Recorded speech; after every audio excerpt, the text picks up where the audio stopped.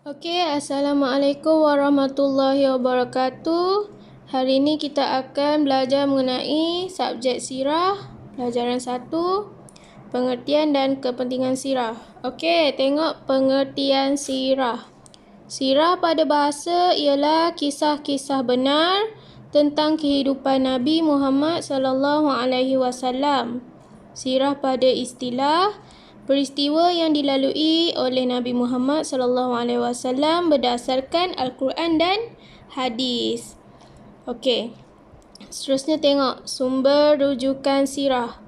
Sumber rujukan sirah ada 3. Yang pertama, Al-Quranul Karim. Yang kedua, hadis Nabi sallallahu alaihi wasallam.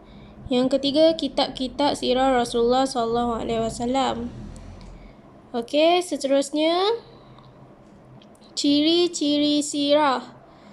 Okey. Ciri-ciri sirah adalah kisah-kisah daripada Al-Quran dan berkaitan dengan diri Rasulullah sallallahu alaihi wasallam.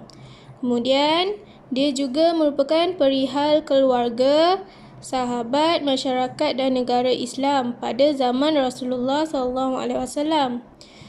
Kemudian, dia adalah peristiwa yang tidak akan berubah selama-lamanya. Okey.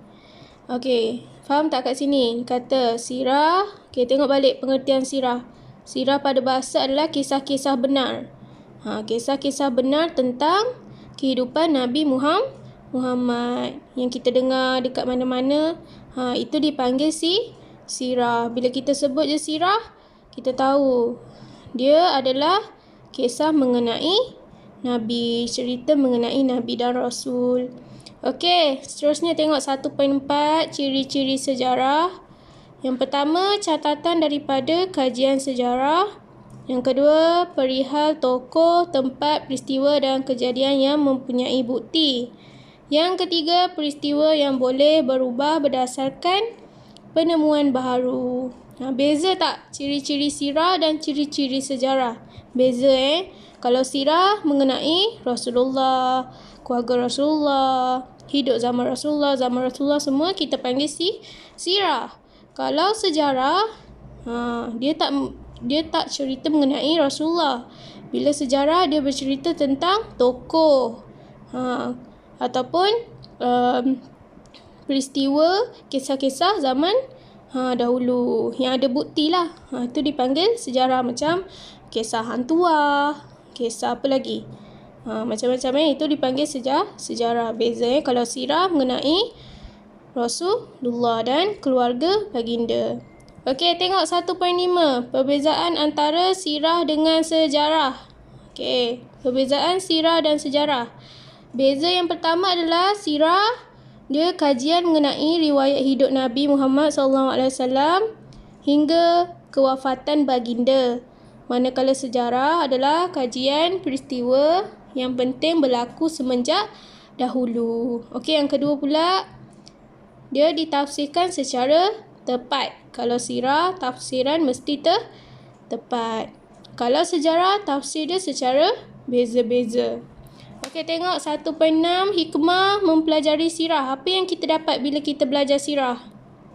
Okey, yang pertama, bila kita belajar sirah, kita dapat mengenali riwayat hidup Nabi Muhammad sallallahu alaihi wasallam.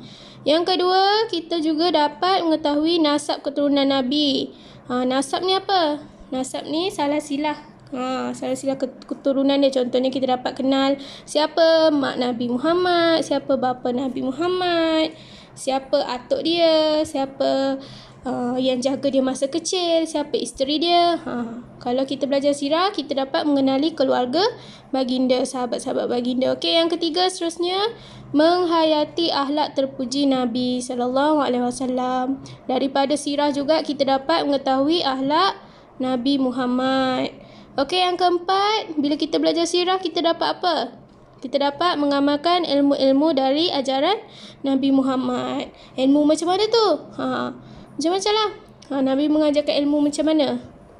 Ilmu cara nak baca doa makan, cara nak baca doa tidur. Tu semua adalah ilmu lah tu. Cara macam mana? Cara menghormati ibu bapa. Banyak daripada sirah kita dapat belajar macam-macam ilmu daripada Nabi Muhammad. Okey, yang kelima.